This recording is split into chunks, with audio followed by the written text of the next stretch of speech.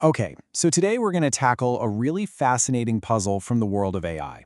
It's all about a company called MiniMax and how they are pulling off something that seems, well, pretty much impossible. Let's get into it.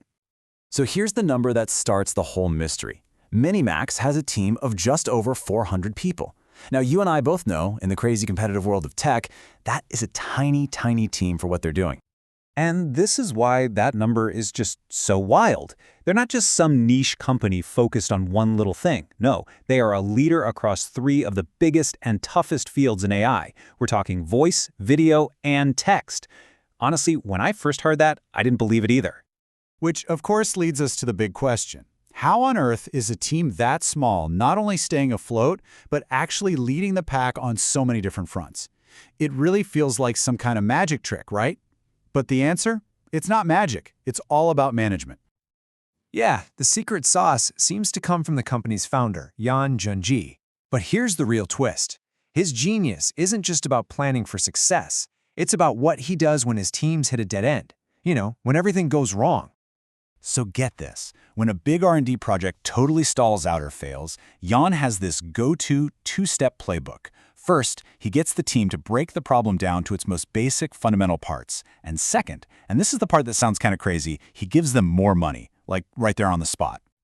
Let's talk about that first step for a second. Using first principles just means boiling a problem down to the truths you know for sure. It cuts through all the noise and frustration, and more importantly, it shows the team that there's still a clear path forward. It gets them to believe again, to see that, hey, yeah, this thing can still be done. And now, for step 2, which is where things get really different. Look at this. The typical company says, hey, figure this out and then you'll get a bonus. The MiniMax way completely flips that on its head. They pay their team now, right in the middle of the struggle. It's not some far-off promise. It's real support when they need it most. So you're probably wondering, does this counterintuitive strategy actually work? Well, let's just say the results speak for themselves. We're going to look at the massive impact this has on team morale and, crucially, on keeping their best people from walking out the door. You know, an interviewer actually asked Yan Junji straight up if this whole pay people more when things are failing thing actually works. His answer was so simple and so confident, he just said, it works. That's it. No long-winded explanation. He knows it's effective. And this right here is exactly why it works. See, when you hit a major roadblock, the two biggest risks are your best people leaving and team morale just cratering. This strategy stops both. Your core talent feels valued, so they stick around. Team spirit stays high. Everyone knows the plan. And because of all of that, they never stop making progress. Now, to really appreciate how brilliant the MiniMax approach is, it really helps to look at the alternative. So let's compare it to the management style you find in so many other places, a style that, frankly, is often a roadmap to failure. The source material used a fantastic analogy for this. The MiniMax way is like that old military saying, provisions arrive before the troops move. You supply your army before the big battle. What's the other way? Well, it's making a bunch of empty promises when times are good and then just piling on the pressure when things get tough. And the results of that more typical approach? They're predictable and they're not pretty. What happens is your best people, the ones who can easily get a job anywhere else, they get fed up and they leave.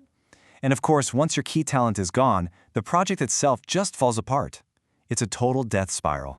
So, after seeing that stark difference, what's the big lesson here? What can we really pull from this MiniMax story? Because this is a lesson that goes way beyond just AI companies. It really all boils down to this one blunt piece of advice. Stop making vague promises about the future. Start giving your team real, tangible support. Show them you have their back when it actually counts, not just with words, but with real action. And that kind of leaves us with one last thing to chew on. When you think about your own job, your own company, the leaders you work for, you got to ask yourself, have they learned this lesson? Because it might just be the one thing that separates a team that just gets by from a team that can do the impossible.